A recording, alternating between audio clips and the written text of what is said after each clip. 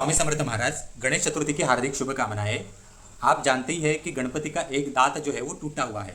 तो इसके बारे में अलग अलग कथाएं हैं, जिसमें ज़्यादातर जो कथाएं हैं वो किसी ना किसी युद्ध में किसी असुर के साथ उसका युद्ध हुआ, उसमें वो दांत टूटा, ऐसा कथानक लिखा गया है। वास्तविक ये असल घटना नहीं है। जब कार्तिकेय और गणपति इनकी स्पर्धा लगी हुई थी और उस स्पर्धा में गणपति जी का विजय हुआ, तब उस विजय में क्या हुआ, गणपति जी ने बहुत ही ज़्यादा जो बौद्धिक क्षमता या होशियारी वो दिखाई, और जो उनके बड़े भाई थे कार्तिकेय, वो उस समय हार गए।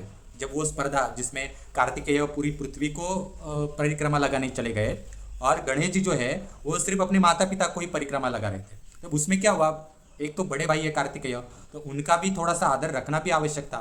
तो उसमें उतावलेपन से थोड़ी बौद्धिक होशियारी वहाँ पर माता पिता के सामने अधिक हुई गणपति जी की।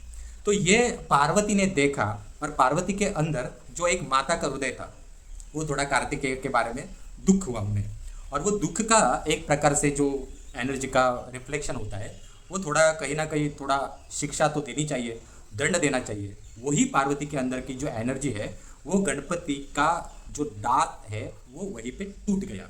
तो वो ये दिखाने के लिए है कि गणपति जी ने अपने बड़े भाई का जो है वो आदर करना चाहिए था, या एक नियम जो होता है दो भाइयों में वो रखना चाहिए था। तो उसके लिए वो ये इस कहानी का ये तात्पर्य है।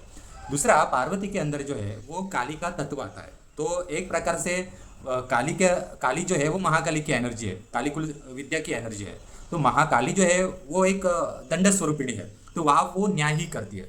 गणपति जो है उनकी आधी माता जो है वो माता लक्ष्मी है, और आधी माता जो है वो पार्वती है, और ये दोनों का पुत्र है, इसलिए दोनों का अधिकार जो है इनके ऊपर आता है। और पार्वती के अंदर क्या है कि पार्वती के अंदर ललिता परमेश्वरी इनका भी एक एनर्जी है, और महाकाली इनकी भी एनर्जी है। तो महाकाली की एनर्जी लक्ष्मी नहीं में नहीं आती, ऐसा है। तो बहुत सारे इसमें रहस्य है, ये काफ़ी सारे रहस्य समझ के लेने पड़ते हैं। तो गणेश चतुर्थी की आपको हार्दिक शुभकामनाएं मित्रों। और श्री विद्यापीठम से आपको कोई भी साधना करनी है आप मुझसे संपर्क कर सकते हैं। धन्यवाद।